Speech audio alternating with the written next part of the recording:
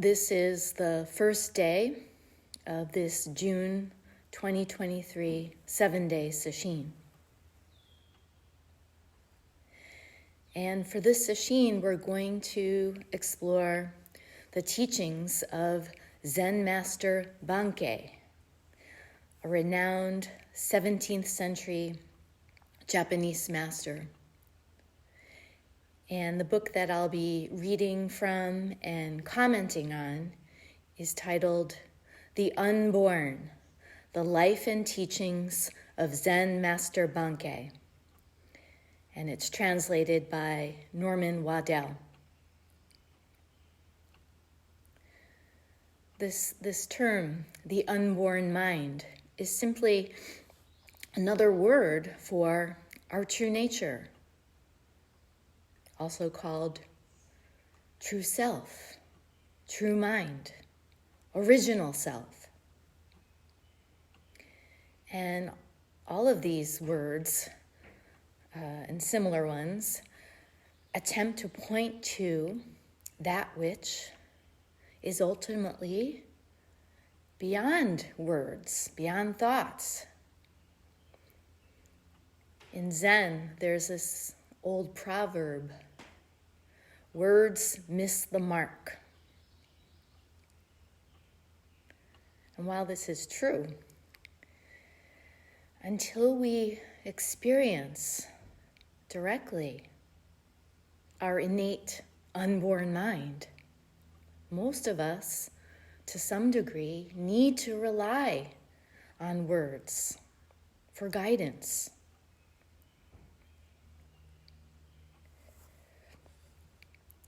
The preface to the book mentions that Bankei didn't even wish there to be a written record of his teachings. So much so that he gave strict orders that no one should reduce his teishos and public dharma talks to words on a page.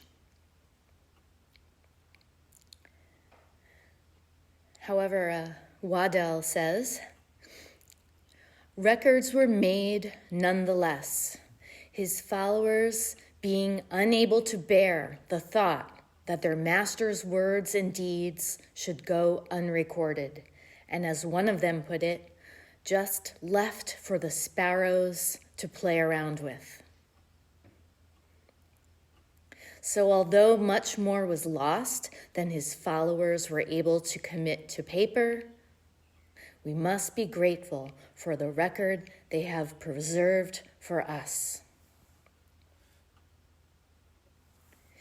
Bankei's preserved teachings include public talks that he gave as part of angos, that is, periods of intensive training, traditionally 3 months long.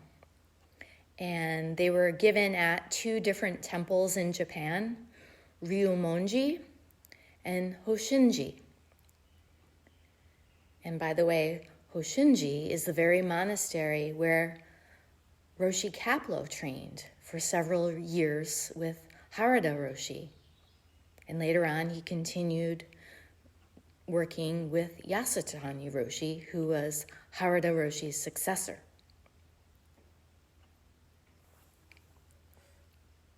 And even though Bankei's teishos and talks date back more than 300 years, they're quite accessible to us today. That is, they're relatable to 21st century practitioners.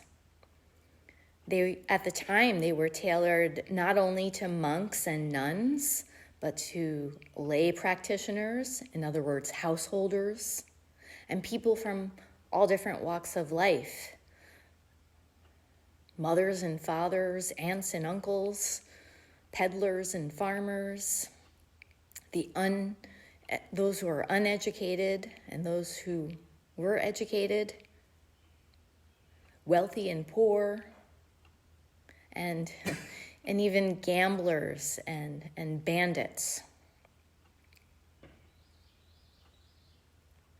And Bankei was very well known for speaking in very plain terms, simple, everyday language that anyone could understand. And although he went through formal Zen training, his teaching style was not distinctly rooted in any one particular school of Zen. And that might have been, in part, the appeal he had to the general population. Again, you didn't have to be a monastic. You didn't need to have certain skills or knowledge or wealth. And people traveled from all over to hear his talks. And he didn't turn anyone away. The crowds were quite large at times. We're talking more than 1,500 people. So special arrangements would have to be made to accommodate overflow.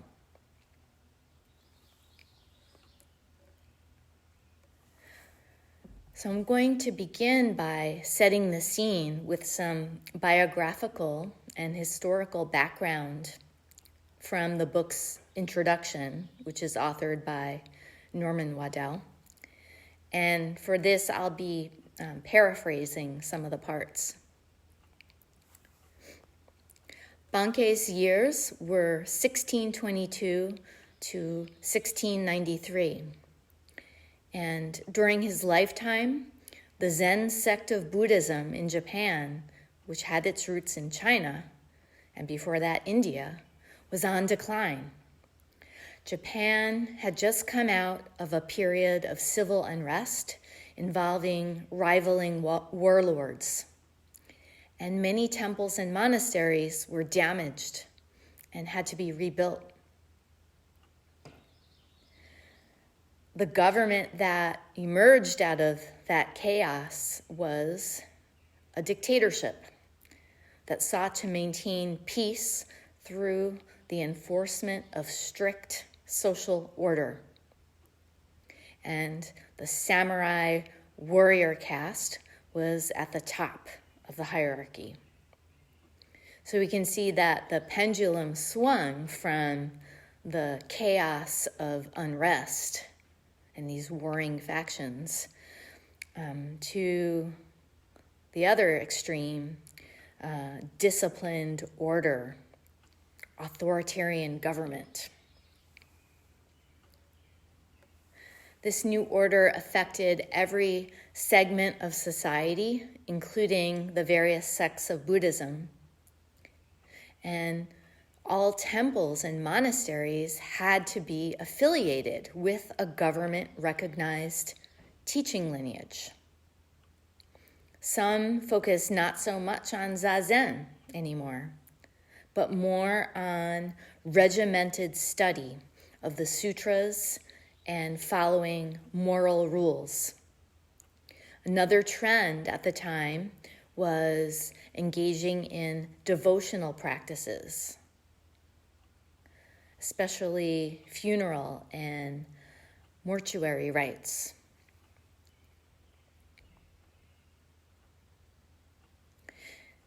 And by contrast, as a teacher, Bankei didn't emphasize sutras nor devotional practice.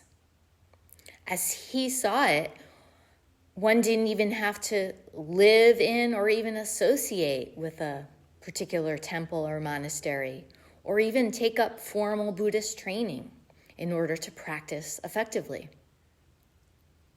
His message was bare bones. Simply experience the truth of this unborn mind that we all equally share. For yourself, experience it for yourself in the life that you're living.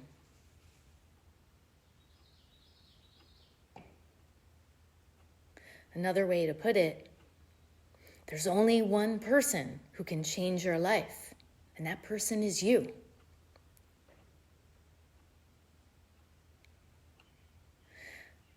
One can only imagine that this message and his teaching style was really unique and refreshing at that time. During this period in Japan, another major social force was Confucianism, which had been transported from China. And it emphasized the attainment of moral and intellectual perfection and the creation of social harmony and order. And it's really understandable why Confucianism would be such a draw at that time, why it would be embraced, given the aftermath of this period of civil unrest.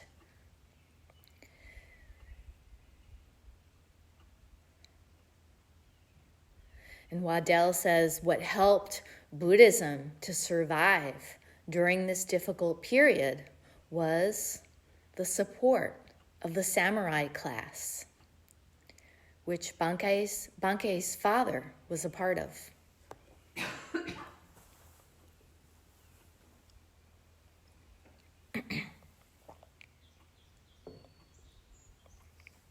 Bankei was one of 9 children and the 4th of 5 sons. His boyhood name was Muko, which translates roughly as "don't fall behind." Prior to meeting his mother, his father had been a certain type of samurai called a ronin. And this is the term for a samurai who had no master, was masterless, either because the master had died or because there was some falling out between them. And eventually, Bankei's father took up the family tradition, which was practicing medicine. So he was a physician. But tragically, Bankei's father died when he was just 10 years old.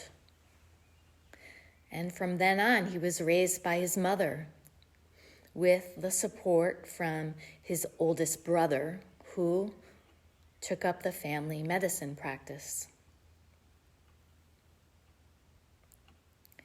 And about Bankei's personality as a child, Waddell mentions that he had some kind of preoccupation with death, which he says was evident from an early age, even before his father had passed away. And Waddell says, the records of Bankei's early life reveal that he was an intelligent, highly sensitive child, but at the same time, rather unruly and uncommonly strong-willed. And then he gives the following example.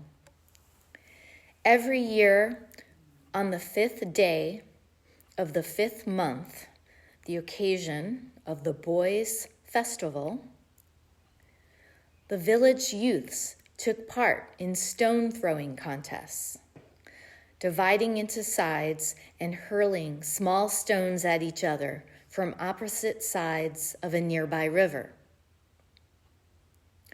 This annual event had been held in the district for over 500 years. In order to inculcate manly virtues in young boys, we are told, whichever side Bankei was on invariably won. Because he could never retreat, no matter how hard the stones rained down on him. Whichever side he was on, he always won. So that gives you a sense of his willpower. The biography also describes how he got into a lot of conflicts with his oldest brother. And basically, his oldest brother took on the role of their deceased father in keeping order in the home. At the age of 11, a year after their father's death, Bankei would repeatedly get into quarrels with his older brother and skip out of school.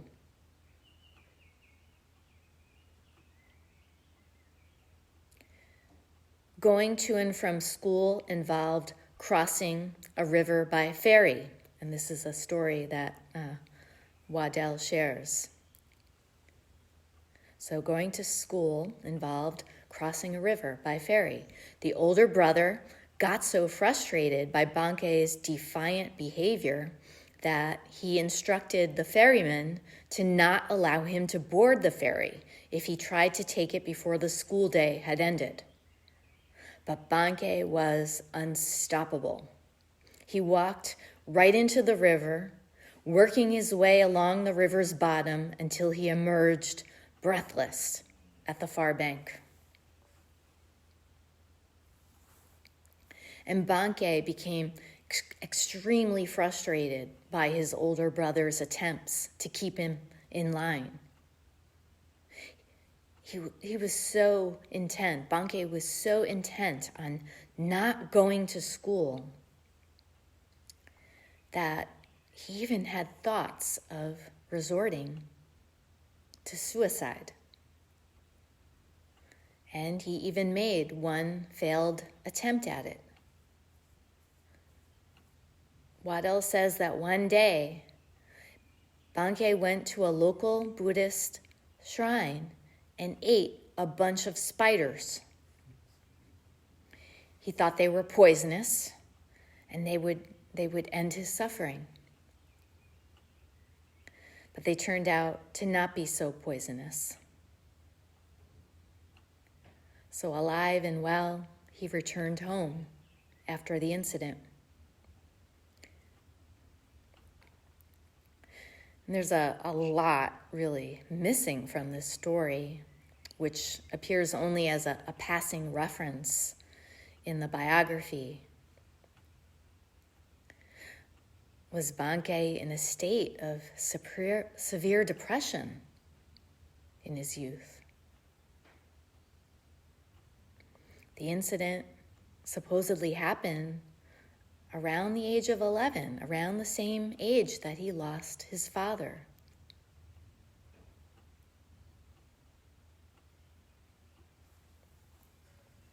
Another example that's given involves an exchange that Bankei had with a school teacher.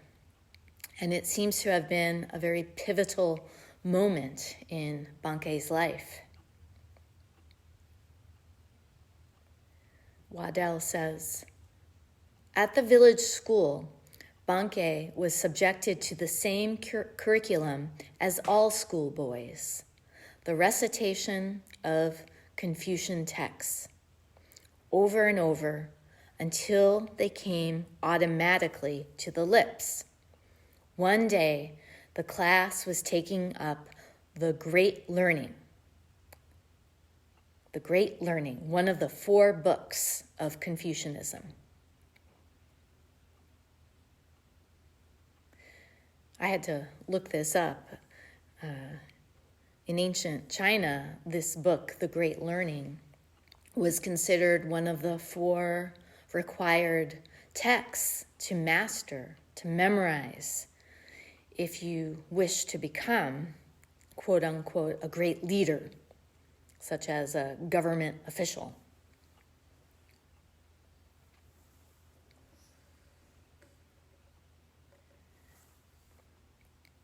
He continues. The teacher came to the central words of this text. The way of great learning lies in clarifying bright virtue. Bankei interrupted the teacher and asked, "What is bright virtue?" The teacher, repeating the lines given in one of the traditional commentaries, simply answered, "The intrinsic nature of good in each person." Bankei then asked, "What is our intrinsic nature?" and was told by the teacher, "It's our fundamental nature." "Then what is that?" he persisted. The teacher replied, "The ultimate truth of heaven." None of these answers satisfied Bankei.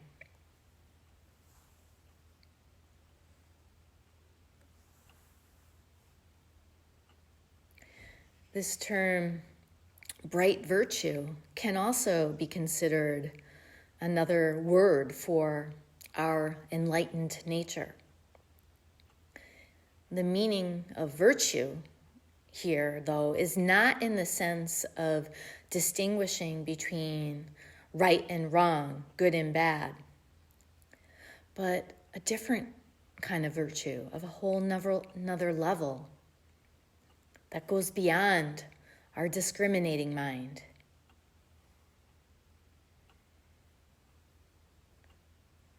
And to go beyond right and wrong, good and bad, is simply to be one with things as they are, the conditions that we're in, not how we think they should or shouldn't be.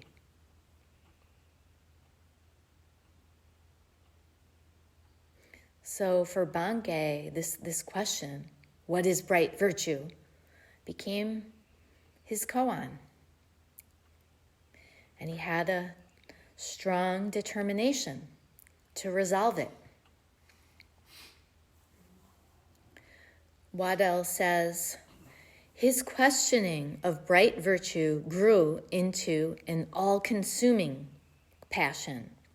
Fired by unquellable doubts, he embarked upon an urgent and relentless quest that would occupy the next 14 years and determine the course of his life. He took every opportunity to ask others for help. A group of Confucian scholars whom he pressed for an answer they were at a loss to give suggested he try Zen priests because they know about such knotty problems.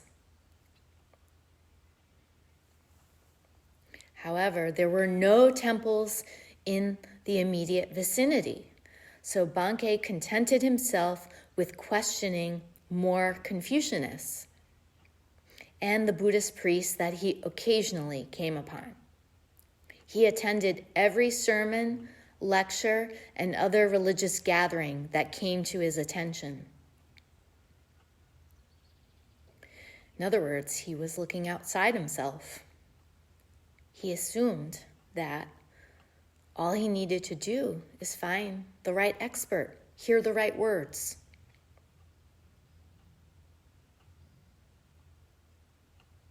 And after attending a talk or a sermon, he would run home and tell his mother what he had heard. And again, he was still quite young at this time, not even a teenager. And then Waddell says, but such inquiries brought him no glimpse of understanding. He was unable to find a single person who could offer him guidance. Thoroughly discouraged, he wandered about like a stray mountain lamb, aimlessly and alone. Now even his schoolwork lost all interest for him, a development so displeasing to his long-suffering oldest brother that Bankei was finally banished from the family house for good.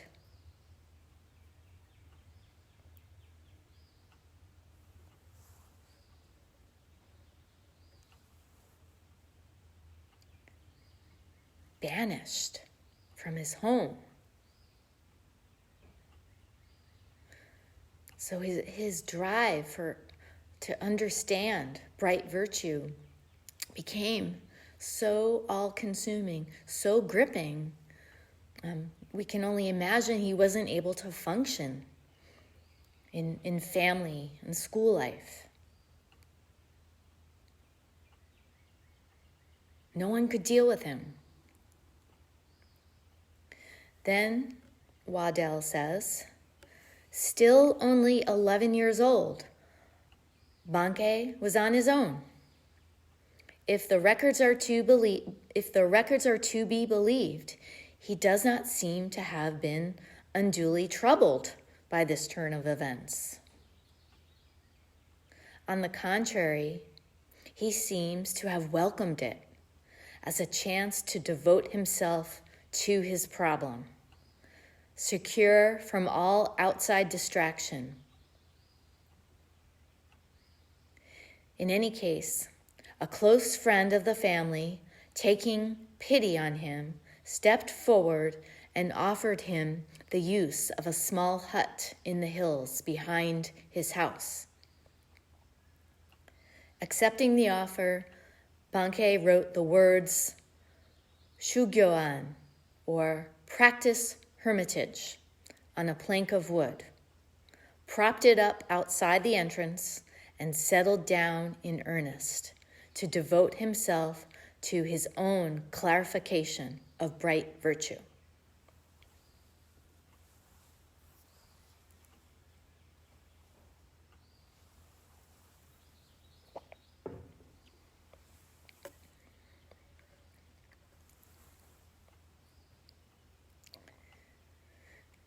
This is such a remarkable story to see that strong determination and affinity for practice at an early age, to come to grips with the great matter.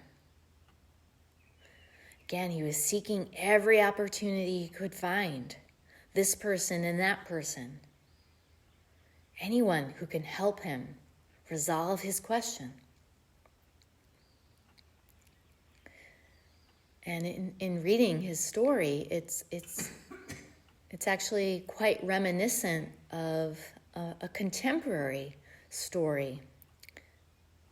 That is the story of Flora Courtois, who around the age of 16 had an enlightenment experience, and many years later is when she discovered Zen and became a student of Yasutani Roshi.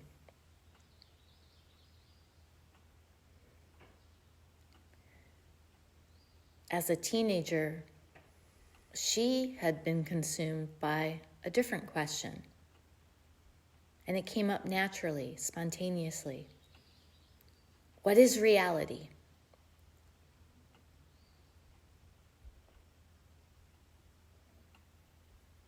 What is reality? She initially looked for answers from reading books, seeking advice from professors and priests, but nothing she learned from them was satisfactory. And eventually she fell into a deep state of despair. And it occurred to her that she had been looking for answers outside herself, in the outer world, and was completely ignoring altogether the inner world, what was happening inside her mind, her inner world of thoughts, feelings, sensations, her body-mind.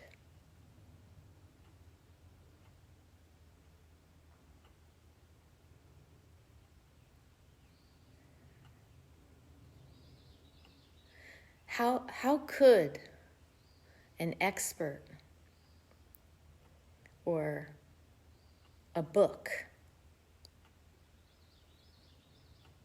or a Zen teacher, for that matter, answer for us?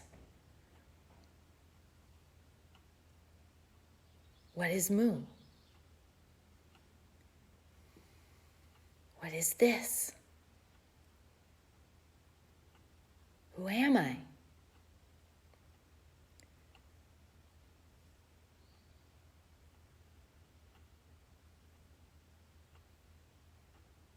Beyond just giving some kind of conceptual or abstract understanding, because it's not coming from inside you. Each one of us has to walk this path on our own.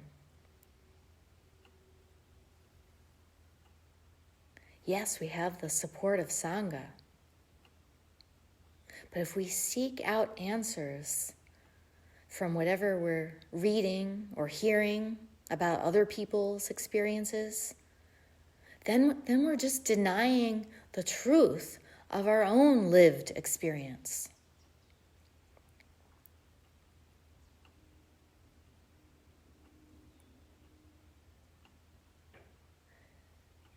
This body alone is the body of Buddha, not some other body.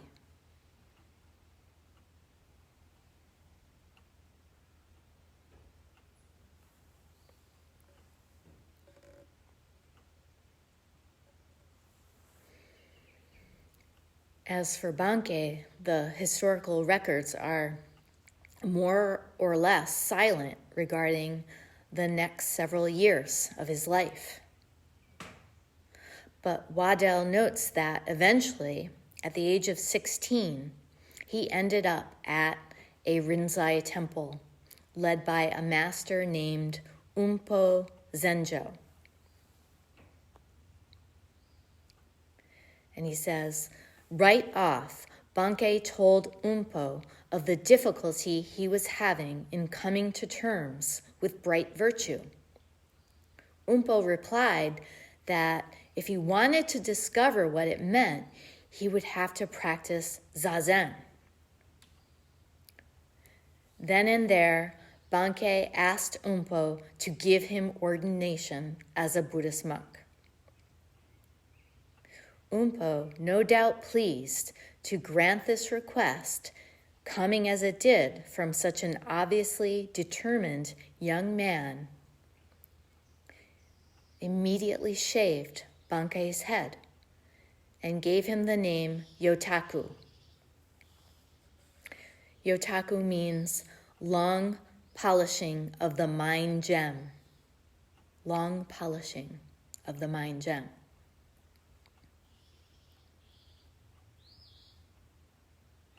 And then Waddell says, although we have no specific information about the way in which Umpo instructed Bankei, we can reasonably assume that Bankei was subject to a demanding training program during the 3 years he was under Umpo's guidance. Zazen was, of course, the chief ingredient of training.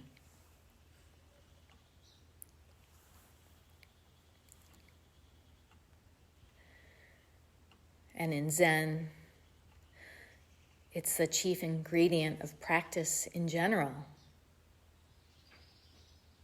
Whether it's in the context of formal training, as in during sesshin, or in our day-to-day lives. Zazen is the foundation. And in Bankei's Dharma name, long polishing of the mind gem, is really fitting imagery of how Zazen works as a process of dissolving our habits of thought and behavior, which have calcified over time and make us feel confined and weighed down.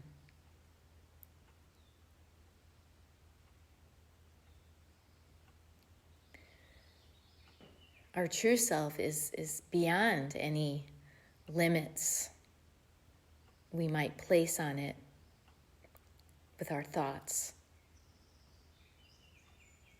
It's a beautiful gem that's just merely hidden and encrusted over, just waiting to be exposed.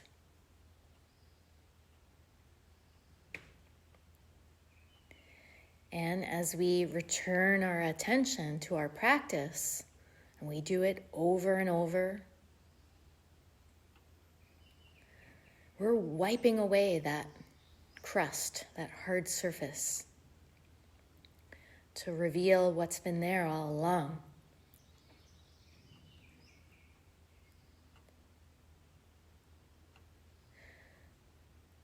Zen master Dogen said, "Jewels become objects of beauty by polishing. Man becomes a true man by training. What jewel is lustrous from the beginning? What person is superior from the outset? You must always keep polishing and always keep training."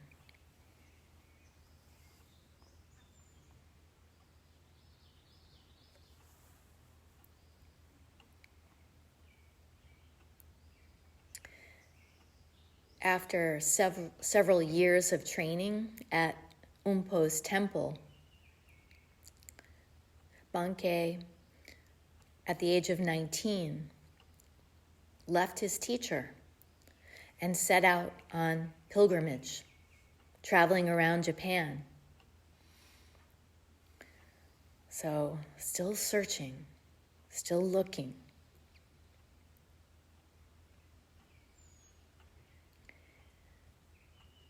Perhaps he had grown restless, thinking that he wasn't making progress. Maybe if I go to some other place, I'll find what I'm looking for.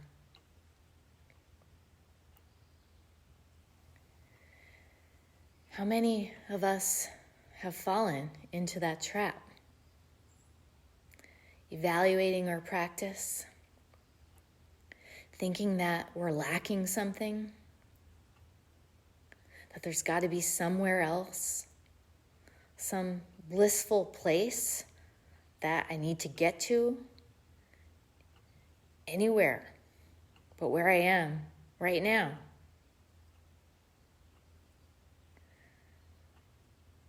How could this be all there is?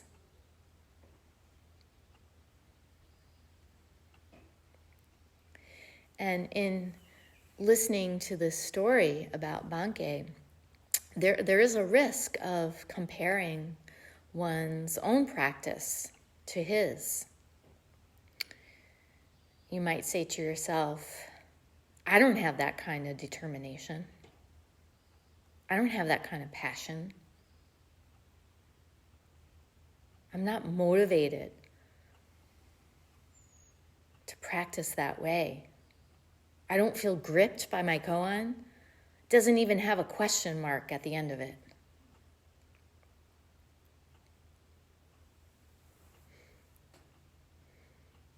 On the flip side, one can also be caught up in pride about their practice.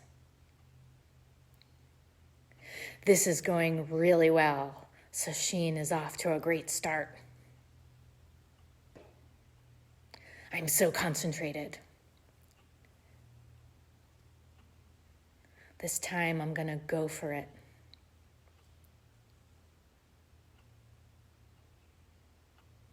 Once and for all.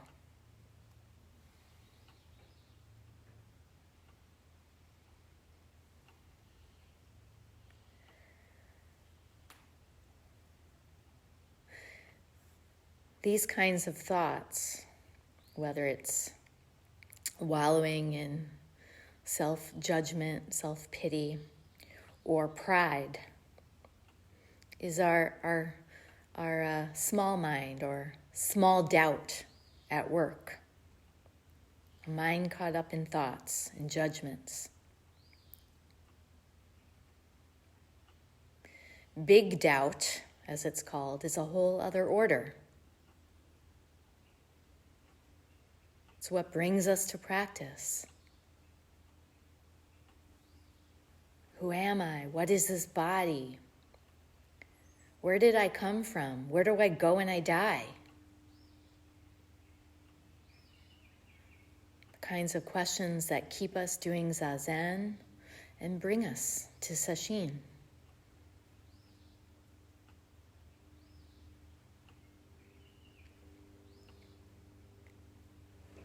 And no matter how much you might doubt yourself, not trust yourself, everyone here, just by being in Sesshin, is seriously working on themselves and is confronted by that big doubt.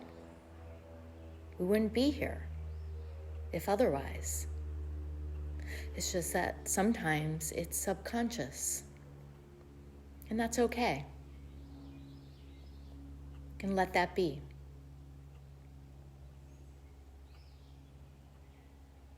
So if you're tempted to compare yourself to Bankei, just don't go there. Let alone comparing yourself to other people here in Sesshin. Don't waste your time creating some melodrama in your head about me and my practice. It's natural for practice to ebb and flow. What matters is just that we're doing it. As long as we're doing it, as long as we're noticing when we've drifted off into thoughts and then returning our attention to it calmly, right then and there, no added complications. That's all that matters. Doesn't matter that thoughts arise. They'll continue to arise throughout Sesshin. Doesn't matter. They're just thoughts.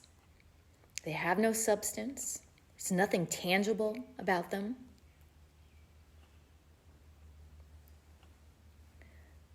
What matters is putting our faith in our practice and just doing it for its own sake. Just the trying. That's all that matters.